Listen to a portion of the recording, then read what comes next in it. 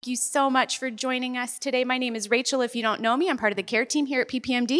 Really glad to have you here in this first iteration of the Research Row Breakout. We are going to be talking about approved or on the horizon therapies. So we've got several partners from our industry friends. We are going to be talking about a variety of different drugs, including Vamorolone, Givinostat, Ataluren, Emflaza, Amondys, Exondys, Viondys, all the good stuff. Unfortunately, we will not have our friends from NS Pharma in this room talking about Viltepso. As many of you are aware, travel has been really hard this week, and they just physically could not get here despite best attempts. So I think with that, let's just dig in, right? So we are going to start with Santhera Pharmaceuticals. If you want to go ahead and come on over, pull up those slides, and we'll just dive right in, okay? And then we will save questions until the end of all of the presentations, at which point we will open it up, run the mic around, and ask all of our questions. All right, go right ahead. Good morning, everyone. Thank you all for coming out to this session. My name is Tom White. I'm a Field Medical Affairs Director with Santhera Pharmaceuticals. I was able to meet and converse with a lot of you last night during the reception, which was great. Really interacting with patients and caregivers in the muscular dystrophy community is the highlight of my job, and it's a privilege. I'm also joined at the conference by our patient advocacy leader, Mindy Cameron. I know she's probably well known to many of you in the audience. She's a mother of a son living with Duchenne who's currently in college, actually. And she's a wealth of knowledge and a great resource. So if you have any questions, please feel free to reach out to Mindy at her email listed here. I am an employee of Santhera. High-level overview of the company. We're a Swiss-based company. Our U.S. headquarters is based in Boston, Massachusetts, and our lead development program is a drug called Vamorolone for Duchenne muscular dystrophy. So corticosteroids, they're really the mainstay and foundational treatment in Duchenne muscular dystrophy, right? But as many of you in this room can attest to, they're not without their unwanted side effects, including poor bone mineral density, which then leads to high rates of spine compression fractures, as well as long bone fractures. We also see growth failure and delay, weight gain, behavioral changes. The list goes on and on. So there's a clear unmet need here, really, to develop a therapy which retains a potent anti-inflammatory action of traditional corticosteroids, but with a much improved side effect profile. And that is why Vamorolone was developed. So Vamorolone is an investigational dissociative steroidal anti-inflammatory drug. It has not yet been approved by the FDA, and all product benefit claims are dependent upon our final US approved package insert. So how is Vamorolone different from traditional corticosteroid therapy? It starts with the structure of the drug itself and how it's built, right? It's shaped different from traditional corticosteroids. So it's going to interact with the receptor and touch at different points. Importantly, it's not going to touch at certain points, which triggers some of the unwanted downstream effects that lead to a lot of the unwanted side effects we see with traditional corticosteroids. Just as importantly, it retains the anti-inflammatory efficacy of prednisone and deflazacort. And this has been proven and vetted through clinical trials. So our pivotal trial, which we submitted to the FDA for approval, is known as the VISION-DMD trial. We enroll boys ages 4 up to 7 years of age. We also have an ongoing pediatric investigational plan study that's going on in Canada. We're evaluating the safety of Vamorolone in boys aged 2 to 4, as well as 7 to 18. Now into our VISION-DMD trial, I'm going to give a quick high-level overview of the trial. So you can think of VISION-DMD, our pivotal trial, as a two-part trial, right? So 121 boys with Duchenne muscular dystrophy were enrolled and then randomized to 1 to 4 treatment arms. Vamorolone 2 mg per kg, 6 mg per kg, prednisone 0.75 mg per kg, or placebo. At the end of 24 weeks, our primary analysis took place. Then there was a washout period. Any boys who were initially randomized to prednisone or placebo were then re-randomized to receive either Vamorolone 2 mg per kg or 6 mg per kg. So we have some crossover data as well. Our primary outcome was time to stand velocity, which I will get into right now. So time to stand velocity, if you're not familiar with, I know for those of you who saw Dr. Craig McDonald's session yesterday, he had a great video of a boy undergoing this test. You literally time how fast these boys are able to raise up from the floor on their own, which is a good assessment of motor function. So what we saw in boys who were, does my pointer work here? No. In the red, boys who were initially randomized to Vamorolone 6 mg per kg, you actually see an improvement in that velocity, in which they're able to get up on the floor under their own power. Boys who are initially randomized to placebo, as you can see, the time and the speed actually decrease over time, as you would expect with a progressive disease like Duchenne. The important take-home message here is that it's been established a difference of 0.05 rises per second is predictive of a delay of 2 to 3 years in time of loss to ambulation. So Vamorolone, when compared to placebo, resulted in a difference of 0.06 rises per second. So we hit both statistical and clinical significance in this primary outcome. As far as tolerability, when compared to prednisone, Vamorolone resulted in less behavioral issues, less diabetes-related conditions in labs, decreased infection rate, as well as less skin and hair changes. We did see weight gain associated with Vamorolone. It's important to note we have long-term data here. Most weight gain associated with Vamorolone occurs within the first 24 weeks of therapy and then appears to plateau off and stabilize over the course of therapy. We also monitored and assessed bone biomarkers to assess bone health during the course of the study, osteocalcin and C-terminal telepeptide, which really give you an idea of how well the body is breaking down old bone and rebuilding it with new healthy bone. So boys who were initially randomized to prednisone, as you would expect, you saw a decrease in these bone biomarkers, right? Bone fragility is associated with corticosteroid use. What's encouraging is boys who are initially randomized to Vamorolone, you don't see any marked decrease in bone biomarkers. You actually see a little bit of an increase as well from the start of therapy. So what does that mean clinically for these boys, right? What it means clinically is that these boys were able to grow at a normal growth trajectory comparable to a non-DMD peer. On the left-hand side, you see boys who are initially randomized to Vamorolone 6 mg per kg. This is a normal growth rate. If you're looking at a CDC growth chart, this is a normal growth rate compared to a non-DMD boy. The 2 mg per kg group, there's a bit of a delay, but then you saw an uptick after 24 weeks. What is exciting is that boys who were initially randomized to prednisone, you see a growth deceleration here on the right-hand side, a slowing of growth as you would expect. Then when these boys were switched over to Vamorolone, what we saw is a rapid reversal and a rapid recovery of growth trajectory and height acceleration, essentially, to where now they're growing at an equivalent rate to their non-DMD peers. So in summary here, corticosteroids are the standard of care, right? They're the foundation of care in Duchenne muscular dystrophy. Everybody in this room is aware of it.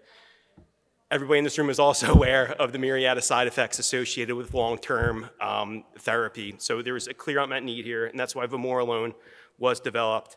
Our primary clinical trial, Vision DMD, we met our primary and secondary endpoints versus placebo, and Vamorolone was better tolerated than prednisone. Just as important, Vamorolone 6 mg per kg had equivalent efficacy to prednisone 0.75 mg per kg per day.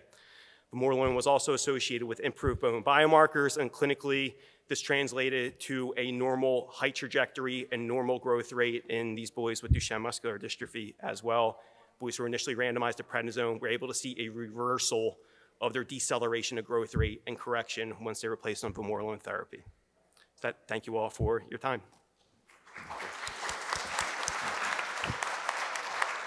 Wonderful. Thank you so much. I didn't even have to yellow card you. So we're rocking and rolling. All right, next up, we are going to hear... I want to thank all the patients in our clinical trials, too. Sorry about that. Very important. Thank you all very much for participating. He's still within time. It's fine. All right, next up, we are going to hear from our friends over at Italfarmaco about Givinostat.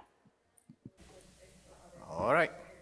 Okay, first of all, thanks a lot for the invitation and to allow me to update you on the situation of Givinostat.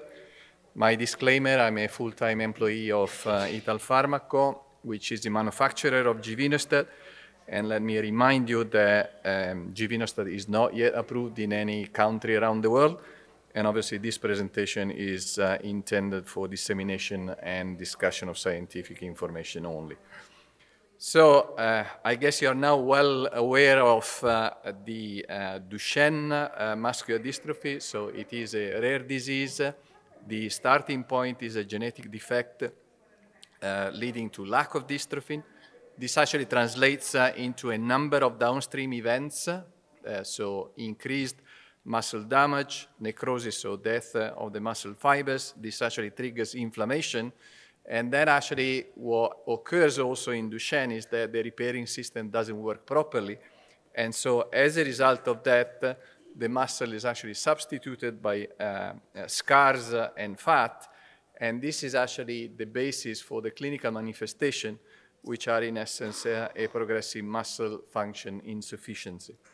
So as I'm going to summarize in the next slide, we actually have evidence showing that Givinostat is actually able to counteract all the downstream effect of the Givinostat defect.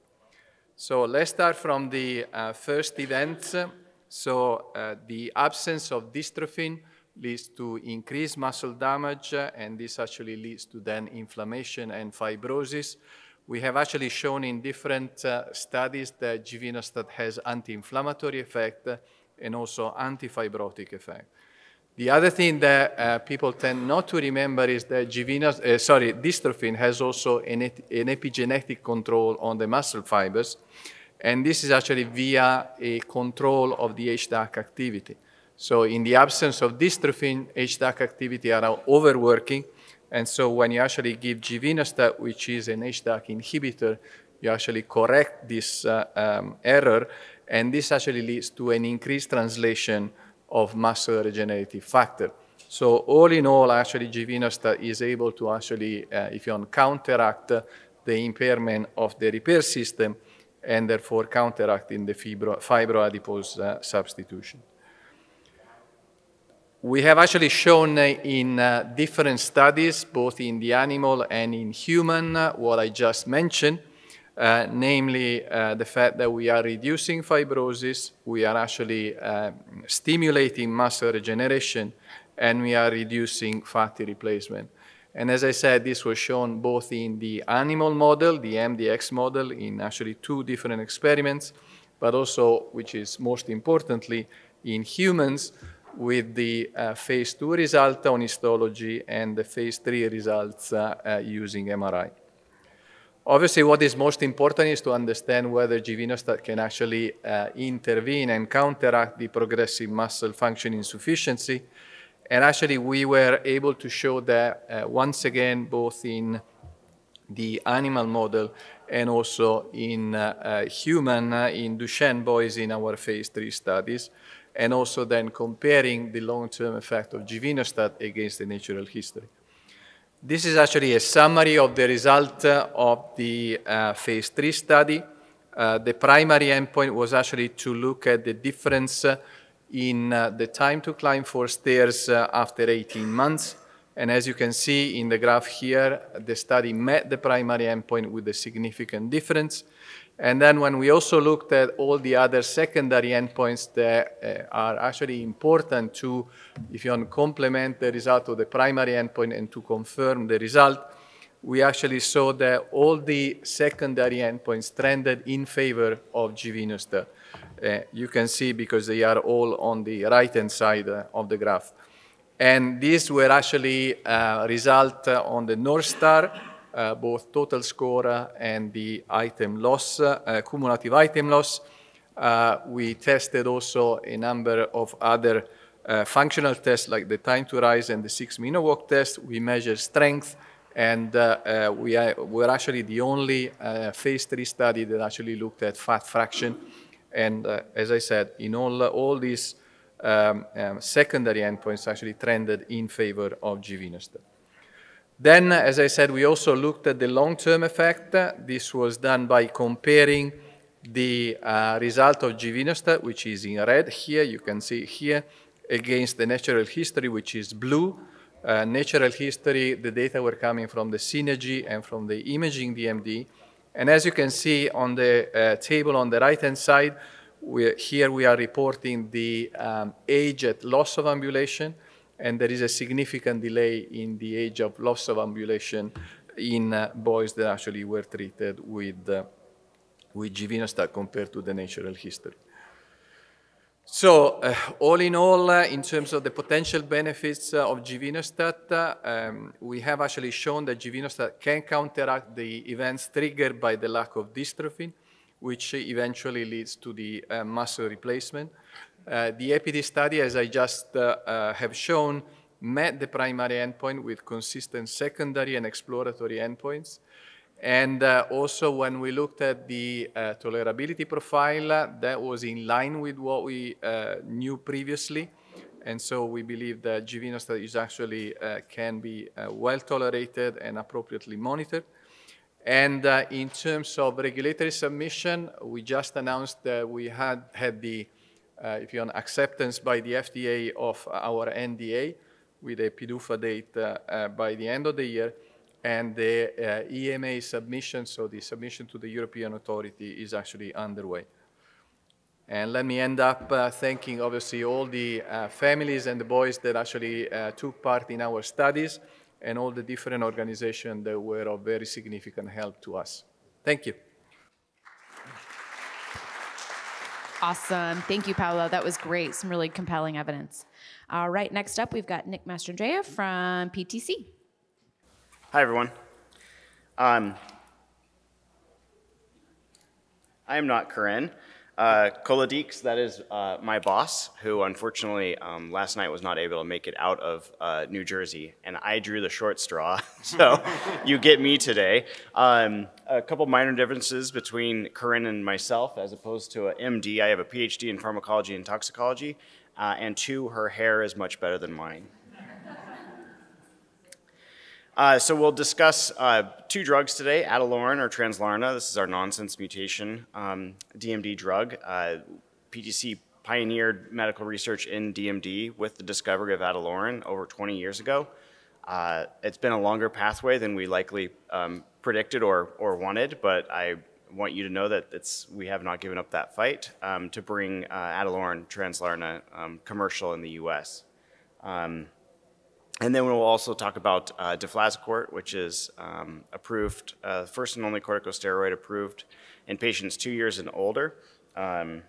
So starting with Ataluren, to date, through a number of different clinical trials, as well as our patient registry called STRIDE, Ataluren shows a consistent safety profile, again, in over 800 patients participating in these trials. Looking at our most recent 041 trial, this data readout occurred last year, and on the left you can see the intent to treat population.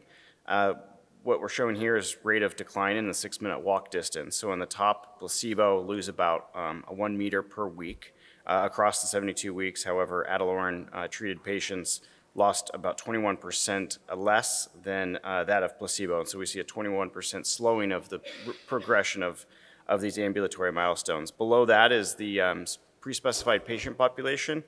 These are patients that walked between 300 and 400 meters at baseline, and we actually see a further improved 30% decrease in progression compared to placebo. And finally, looking at STRIDE, this is the real-world DMD natural history comparing STRIDE to Synergy. You can see that median age at loss of ambulation goes from 13 in age-matched controls to 17 years of age. In the STRIDE registry, these are all commercially treated Translarna patients outside of the US. Of course, life doesn't stop when ambulation is lost, and so we wanted to better understand the effects of upper limb with Ataluren, and so you can see a number of time function tests listed: high-level shoulder score, mid-level elbow score, distal wrist and hand score, and total score. 3 of these being significantly superior as compared to placebo, with distal wrist and hand score being numerically better. And again, looking at STRIDE and their age-matched controls in the Synergy, we see loss of hand-to-mouth function at 21.2 years of age in STRIDE Ataluren-treated patients compared to 17.8 that in the Synergy natural history study. This equates to a 3.4 years longer hand-to-mouth function, which we understand is ever so important to you in maintaining independence.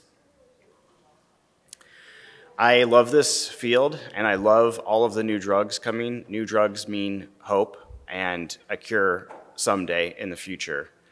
But I invite you to join me in the present day and think about what you can do to best preserve muscle tissue and muscle function for your patients, and that is the corticosteroids. Corticosteroids remain standard of care, and I'm not going to sit here and tell you that corticosteroids are fun or easy, but we do understand them to be standard of care. A plethora of data from 14 studies and over 2,000 patients with DMD and greater than a decade follow-up demonstrate superiority with deflazacort as compared to prednisone. Again, a number of clinical trials as well as natural history and real-world studies. Comparing to prednisone, patients on deflazacort ambulated for 2.1 years longer. Ability to stand from supine. 2.7 years delayed loss of ambulation, and 8% developed scoliosis compared to 18% of prednisone users. Hand-to-mouth function from the PRO-DMD natural history study, 85% retained hand-to-mouth function compared to 83% prednisone and 78% no corticosteroids. And finally, the median age at loss of ability to turn in bed without assistance delayed by 6 years in patients being treated with deflazacort compared to prednisone. And finally, looking at pulmonary health, FVC percent predicted less than 60 is commonly used by pulmonologists to assess lung function, and achieving this was delayed by 2.3 years in the deflazacort treated patients as compared to no corticosteroids, 0.9 delayed with prednisone. Finally, we'd like to thank all of the patients and families for their participation in these trials. And I want to introduce PTC Cares as our patient assistance program, where we offer a number of benefits for you. So I encourage you to stop by our booth and feel free to ask anyone at PTC about PTC Cares. Thank you. Thank you so much, Nick. All right, next up we've got Bethany Zanrucha from Sarepta. Okay, thank you everyone for joining today. My name is Bethany Zanrucha, and I am a medical science liaison at Sarepta Therapeutics. Today's presentation will focus primarily on Sarepta's RNA-based approved therapies for Duchenne. The presentation does contain forward-looking statements. What this means is that our current expectations and beliefs could change. There are certain risks and uncertainties with our future plans, and some of those are out of our control.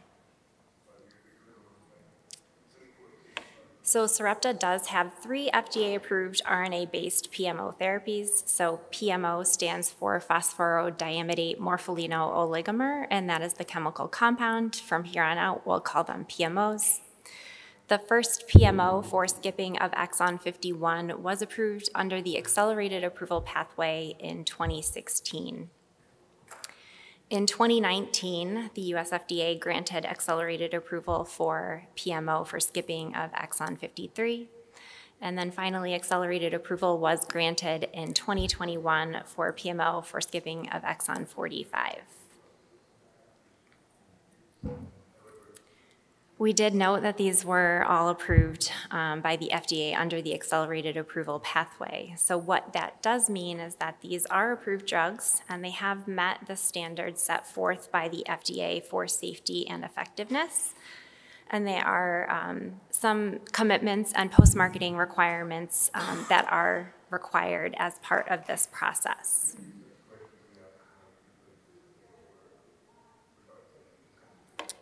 So Sarepta is committed to continuing evidence generation, and we have a robust clinical development program for these 3 PMOs. We have to date completed over 20 post-marketing requirements, and 2 of those are currently ongoing and are based on the accelerated approval pathway. The first post-marketing requirement that is currently ongoing is a study called Mission, and this is being studied in exon 51 skipping.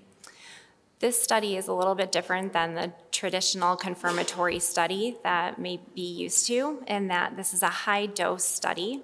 And what that means is that there were certain additional requirements prior to the study being started that we needed to complete. So that included doing studies in animals, as well as looking at this higher dose in healthy human volunteers to ensure that we had a robust and substantial safety profile before moving into the clinic with this. This study is ongoing, and we are in part 2 of this study. The second post-marketing requirement is for both of our next exon skipping strategies for 53 and 45. This study is known as ESSENCE. It is a 2-year placebo study, and it is currently ongoing. It was fully enrolled of last year. We are committed to continuing this study, and we look forward to sharing the results of those as these studies complete.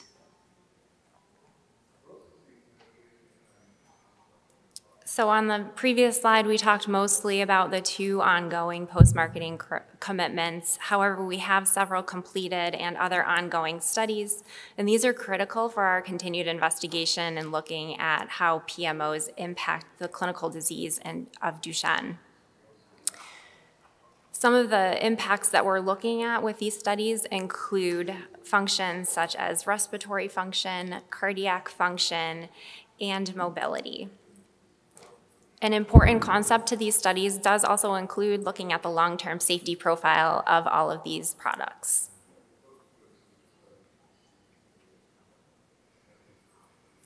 Continuing our commitment, we are looking at a different study design, EVOLVE. This is our real-world evidence study looking at all 3 of Sarepta's PMO products.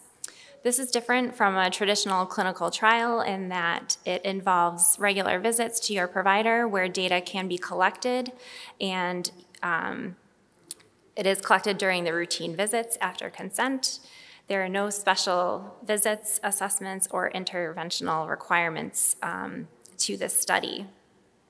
And anyone on any one of Sarepta's 3 PMO products can participate in this study at one of the US participating centers. If you want to learn more about this study, you can contact Sarepta Assist or a case manager. We have several case managers on site here, and we do have a booth. So Sarepta Assist consists of several case managers. It's our support program for patients to help you through getting on any of Sarepta's approved products. What they can help you with is understanding what requirements are necessary for treatment. They help you explore your assistance options and insurance benefits, as well as help you prepare for treatment. The contact information for the case managers are here. You can find them on the website, you can call them, and then additionally, our case managers, like I mentioned on the last slide, are here, and you can schedule a one-on-one appointment with them over the course of the day tomorrow. As always, you can learn more and stay connected through a variety of modalities. We do have advocacy@sarepta.com. That's an email that you can reach out to anytime. We also have Duchenne.com. You can scan the QR code or visit their website, and then you can follow us on social media through one of the platforms. Lastly but not least, a huge thank you to the participants and families in our clinical trials, and as well as to PPMD for the invitation to present here today.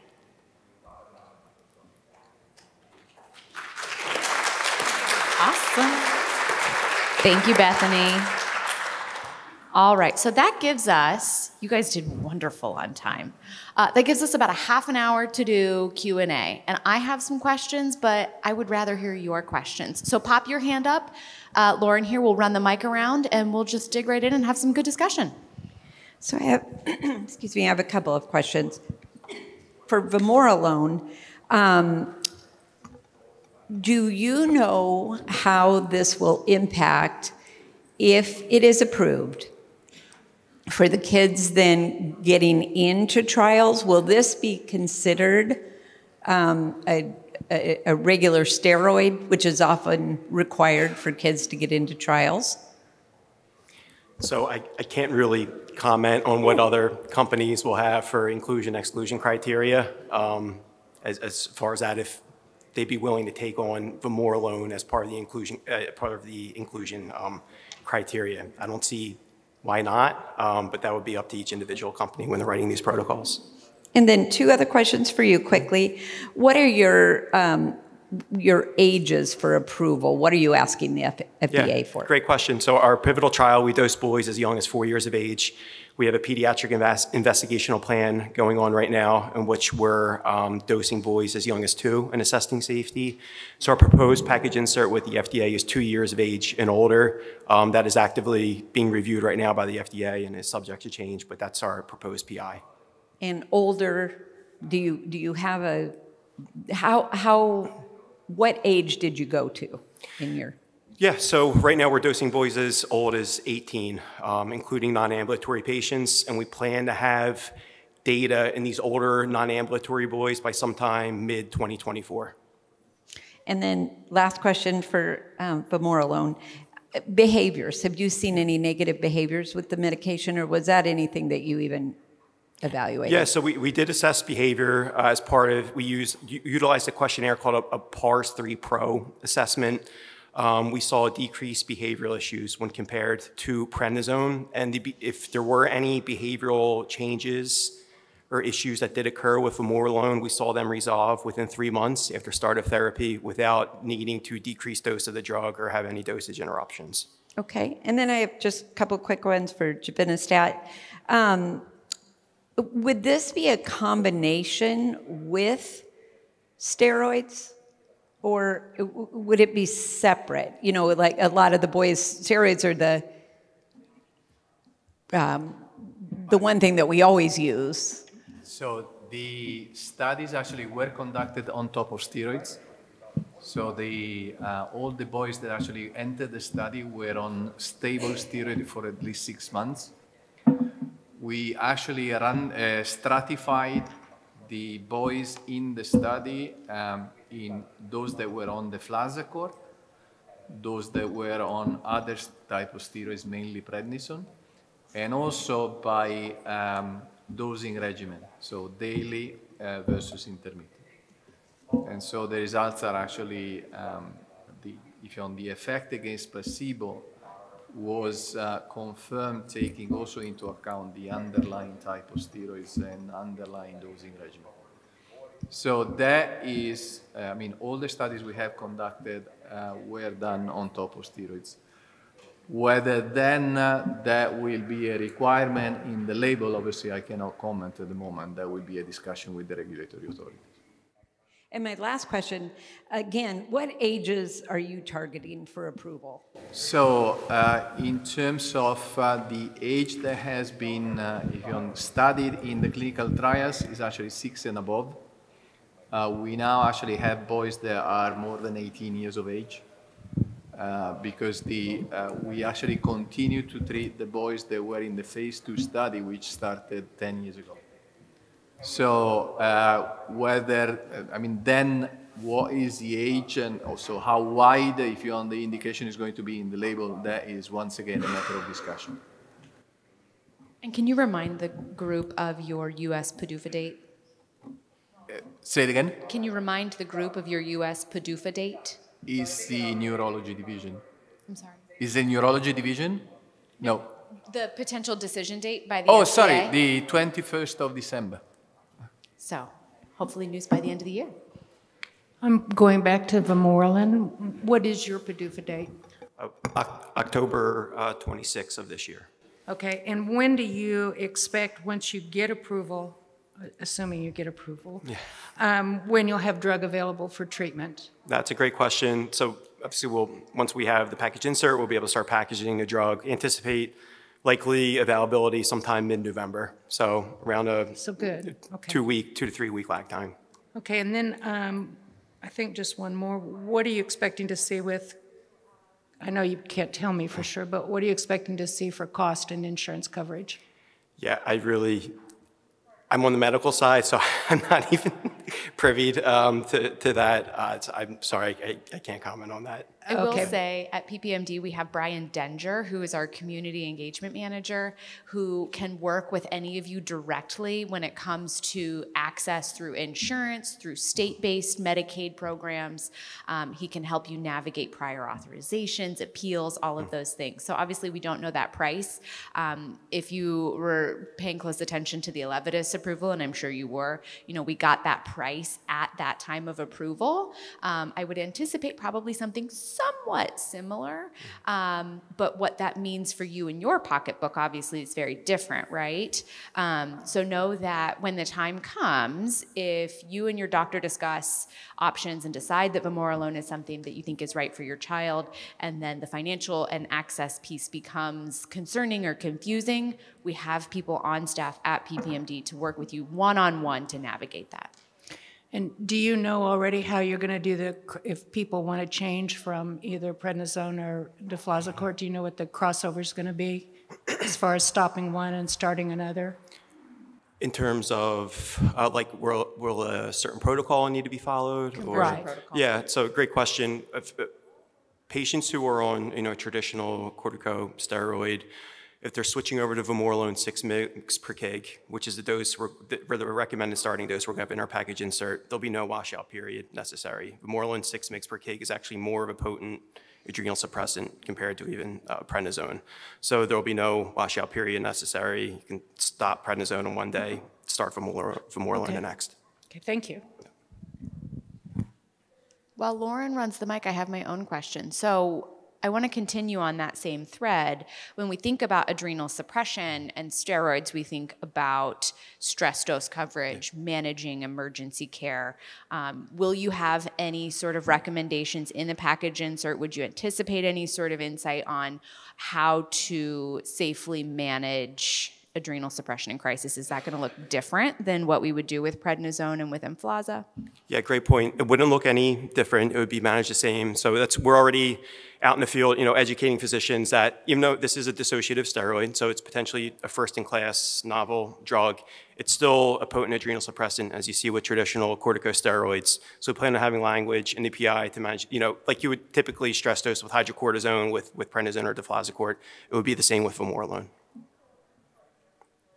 Thank you. That was really helpful.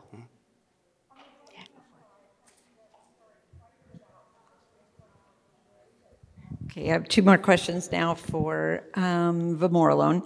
So what about for high weekend dosing, patients that are doing the high weekend? What are options there?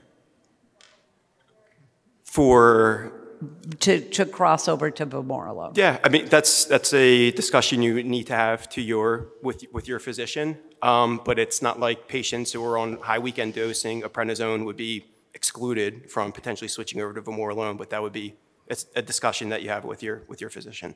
So steroids obviously are a huge are used medically in so many different perspectives. Do you see this potentially crossing over out of the Duchenne community into the general public? Great question, and the answer is yes. So we're actively enrolling patients in a Becker study right now, being run out of the University of Pittsburgh. I think there's plans to expand that study to Italy, actually. So we are evaluating it in Becker. I know that we plan as a company to explore other options outside of DMD and Becker where it can be utilized as well. But your focus right now is DMD, Becker, and then those things will come, like it may be well, this is really getting ahead, but a doctor could prescribe it off-label for something else that normally a steroid might be used, or a prednisone might be used for. Yeah, I don't want to get into off-label usage at all. Okay. But in terms of assuming that we get approved in DMD and potentially Becker, then yes, there's a potential where we can take some of those proceeds and start investing in other development programs, looking at running clinical trials in areas outside of Becker and DMD. I think what you might see, though, I'll rescue you here a little bit on this one. I am not confined by companies. So just because a physician wants to prescribe it off-label doesn't mean that insurance will cover it. And the reality is this is not going to be at the same price point as something like prednisone that is, pennies per pill. And so I would anticipate that, yes, your doctor might say, I want to prescribe this for this condition that would benefit from a course of steroids, but the insurer, the payer might say, no, thank you. So, and I think that's what's tricky. Christine? Yeah, I just have a question on the steroid use and the labeling. Is that you're going to target the younger kids, I'm assuming? How is that going to work? Say, and I'll use my son as an example. If I wanted to switch him, he isn't 29 years old. He's been on deflazacort Emflaza, whatever you want to call it, for many, many years. And I don't know if the labeling would allow him to switch if we wanted to. Yeah, that would be a discussion. That there would be nothing in the label that would preclude you from being able to switch from a traditional corticosteroid therapy to Vamorolone. But these are patient case basis Right, and discussions okay. you would need to have with your physician. Right, and the protocol for taking the drug is you ran your test daily. Like the kids were on a daily dose versus a weekend or a 10-day on, 10-day off. Correct. Kind of, Yeah, okay. it's a weight-based oral suspension dose once a day. Okay. Yes. Okay. And the other question I had was, and which I probably forgot just now. That's okay. Never mind. I'll catch you later. Well, I'll be here. So For Ataluren, what is your next step? My son has been on Ataluren since day one. Yeah. So Yeah, we're hoping that we can map out a path to approval in the U.S. with the FDA, but I don't know what that specifically looks like right now. So I wish I could tell you more, but that's well, okay. I'll pull the trigger and rally any families you need.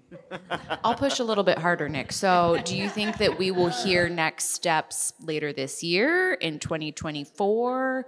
If we don't know what the next steps are, when could we expect to potentially learn what those are?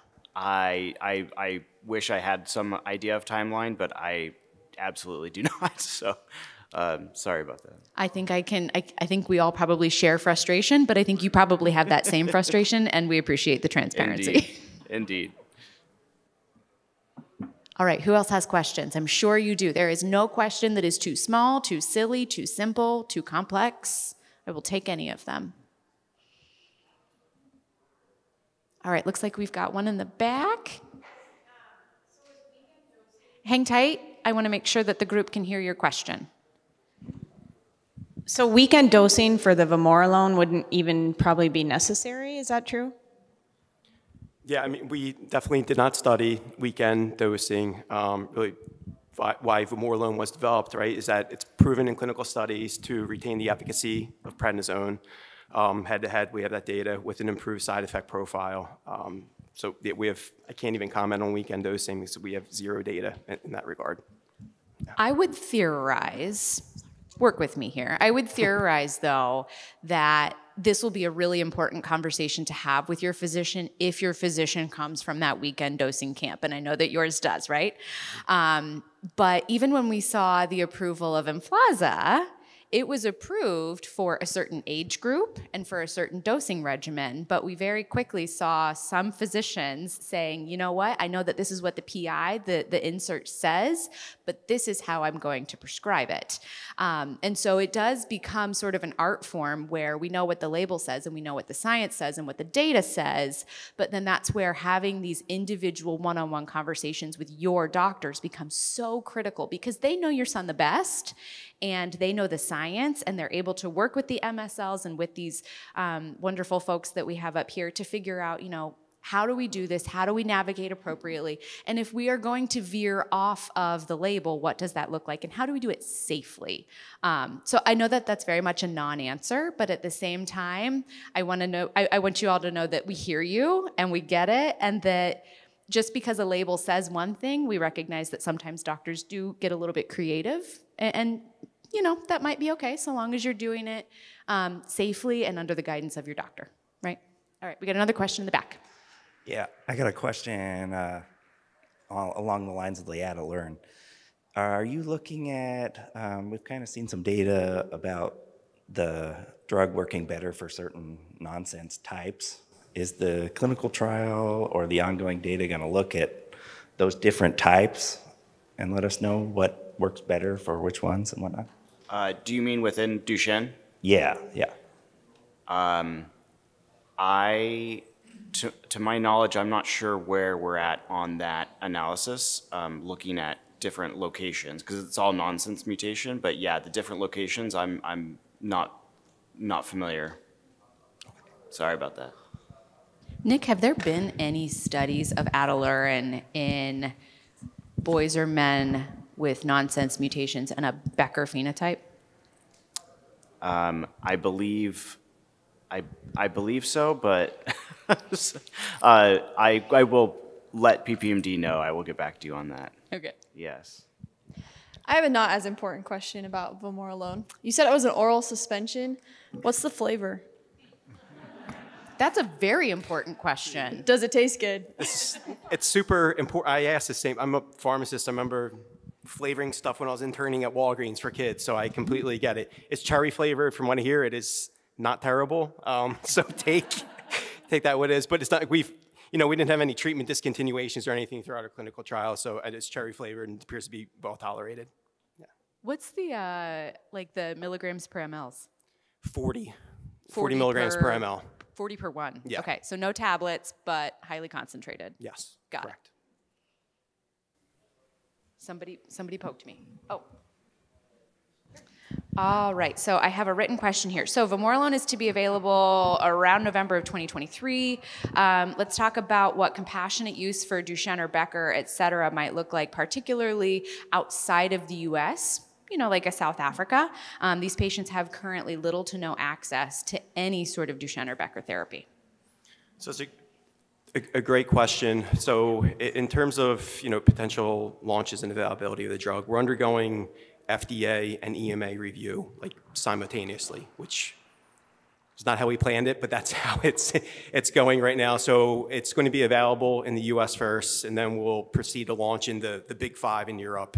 So it'll be Germany, France, and Spain, likely in that order. We're partnering with Spirogenics to help launch a drug potentially in China too, as well. As far as global passionate use, like South Africa, to be honest with you, I'm not sure. I will get back to our global team from Switzerland. I'd be happy to provide PPMD with an answer. Thank you. Yes. All right, right here. Yes, this would be for Givinostat. Is that a helpful treatment for everyone regardless of mutation? The answer is yes. So it's actually independent from mutation. So indeed, we have enrolled any type of genetic defect. And so absolutely. Okay. It's the full population. And then for age, let's say a Duchenne boy, adult, is 25. If approved by the FDA, could they start it then?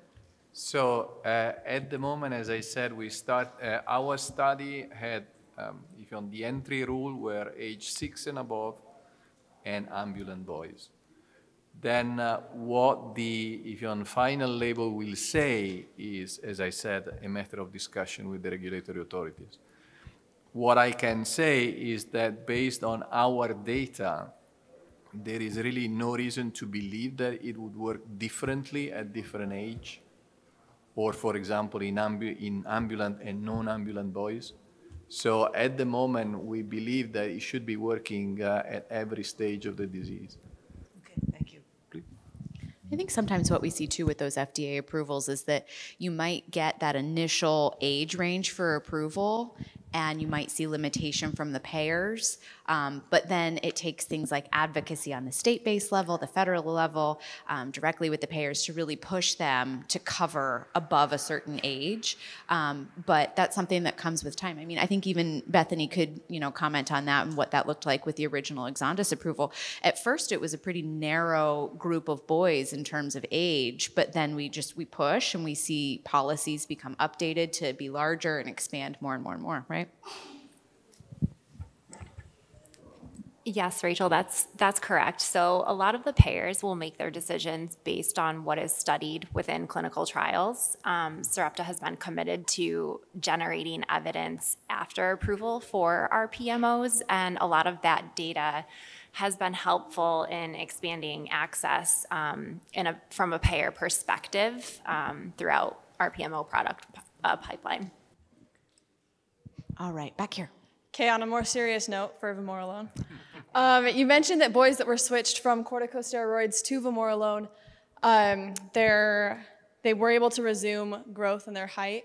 What about for other of the really not so fun side effects of corticosteroids, such as bone health and skin and the Cushingoid appearance and stuff like that?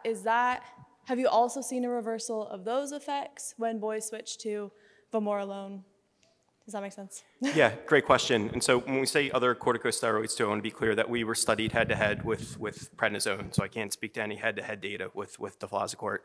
But head-to-head with prednisone in boys who were on pred initially and then switched over to Vamorolone, we actually have, it's on our company webpage in our corporate presentation, a really nice slide that shows, I'd shown the bone biomarkers in my presentation. What you see too in boys who are on prednisone, you see suppression of those bone biomarkers, and then when switched over to Vamorolone, you see those biomarkers reverse and return close to baseline too. So from a bone health standpoint, that appears to be reversible.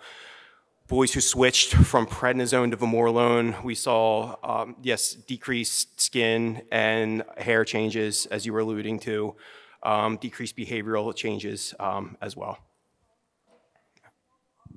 I have my own follow-up question on that one. Yeah. Any thoughts or commentary, anything that you've seen in the data with that resurgence of linear growth, that kind of contrasts with knowing that a lower center of gravity helps to maintain ambulation for longer. So did you see in your cohort boys that grew up because they suddenly were on Vamorolone, but then decreased function because they were taller? So that's a great question. To my knowledge, in my long-term extension, in our long-term extension study, I don't believe we saw any of that. I will get back to you with that. But I know that would be really hard to sparse out, but I'd be really curious to see. Right. All right, looks like we've got one back there.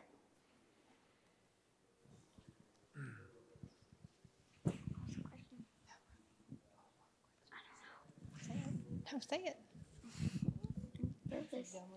Vermily, work, Givinostat. Will the steroid, the new Vamorolone, will it work with Givinostat? So at the moment, obviously, we have not studied that. That is to be seen, let's say, to be tested in the future. Theoretically, we don't believe there is any reason why it should not, but it's to be tested. I think that becomes a big question, right? So could you theoretically start on a steroid, whether Emflaza, Vamorolone, prednisone, layer on something like a Givinostat, layer on something like a PMO, an exon skipping drug, throw some gene therapy on top of that. And I think it remains to be seen. And again, this is going to be one of those questions that you need to have with your doctor to figure out what is the right combination. What studies have been done, what data exists. I know in my own personal experience, I would have these types of questions and I would actually reach out to Bethany and say, hey, I have this question. Do you have any data buried away in databases of patients who were on this drug and started Exondys and weighed this much? And so it becomes this very sort of individualized type of conversation to figure out what is that right combination. And it's also a really good pitch for things like platform trials, right? To study more specifically the effects of some of these drugs together. So we definitely have a long way to go. All right, go ahead. On the Givinostat, I'm a little bit behind on this. So are we talking about something that helps reduce inflammation? And if so, can that be a good replacement for steroids itself? So actually the mechanism of action of Givinostat is a bit more complex. So it's really acting at, if you're on 4 different levels. Firstly, it has anti-inflammatory effect. You are absolutely correct. Secondly, it prevents fibrosis. So, and this we have shown both in terms of biomarker and in terms of histology. Then it prevents fatty infiltration, and it actually stimulates muscle regeneration. So it's actually more complex than that. Whether then one can think about steroid sparing, that is probably something that should be tested in the future. Have there been any conversations about looking at the effects of Givinostat in a steroid-naive patient or somebody who has washed out? At the moment, no. But obviously, as you are well aware, obviously, when you are in this type of situation, you start thinking about future studies.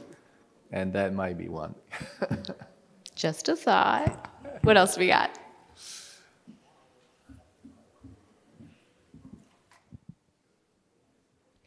Is this for Sarepta? Are you all looking at other gene skipping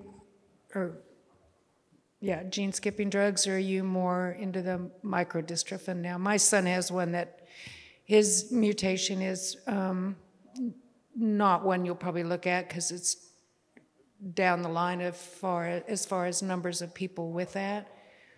But I just was curious to see if you're still looking at that, since the microdystrophin seems to be doing better, I think. So I can comment and say that we're still committed to the PMO pipeline. As far as your son's specific genetic mutation, I'm unsure. I'd love to talk to you after, or patient case managers are here to have a little bit more of a conversation with you specifically about what that might look like in terms of exon skipping. But we are committed to both the PMO and, to your point, the gene therapy pipelines that we have. So that's a conversation definitely have with your clinician, and some of our case managers are also available to have a more in-depth conversation with you about that. And I'll add to that too. I know this isn't the Elevatus room, but that is a very narrow label, whereas these PMOs have much broader labels in terms of age for inclusion, not having to worry about things like antibody response. And so there might not necessarily be that overlap, at least right at this moment, while we still see that narrow label. And we hope that we'll see a broader label in coming months and years for sure. We've got about 4 more minutes.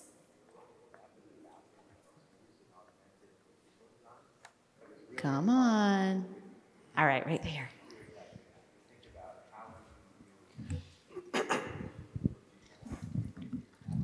How does the Givinostat compare to edgewise links in terms of anti-inflammatory? So actually the mechanism of action is different.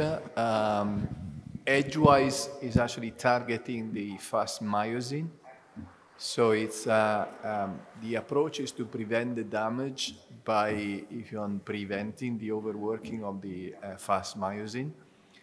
Our mechanism of action is different. As I said, it's acting against the inflammation, preventing fibrosis, preventing fatty replacement, and stimulating the muscle regeneration. So it's actually a different mechanism. And I will say the CMO of Edgewise, Joanne Donovan, she gave a talk yesterday specific to Becker, but she will be giving a talk on that mechanism of action in Lone Star Ballroom B after this. So you can go and you can hear her talk. Since you've already heard this, you can go pick another room and learn a little bit more about how that drug works too. So it's a really great question. All right, more questions. I've got time for maybe like 1 or 2 more.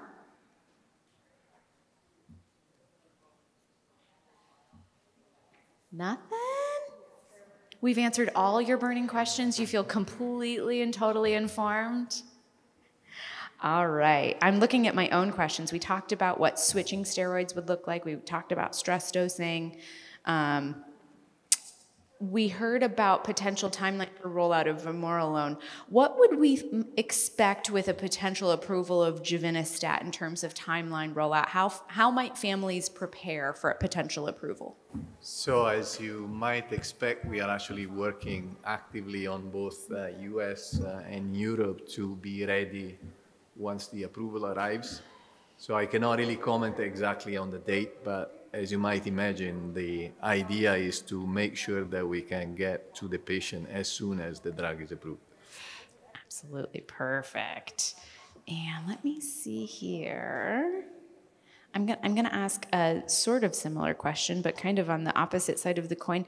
Nick, talk to me a little bit about what that loss of exclusivity means with Emflaza next year. How is that going to affect families? Is there anything that PTC is going to do to help support families through a potential transition, or do we just not really know what it looks like? We still intend to maintain PTC cares and all of the services that provides to patients and caregivers. So we don't have any plans absolutely to end that or do away with that. And so other than that, you know, the specifics we'll have to see, but we do fully intend to continue to support patients in getting Emflaza. Perfect. And you just heard my timer go off. We are at 11:45, and that was fabulous. I know I had lots of questions that you answered. Thank you so much to our speakers, and thank you to you for your questions.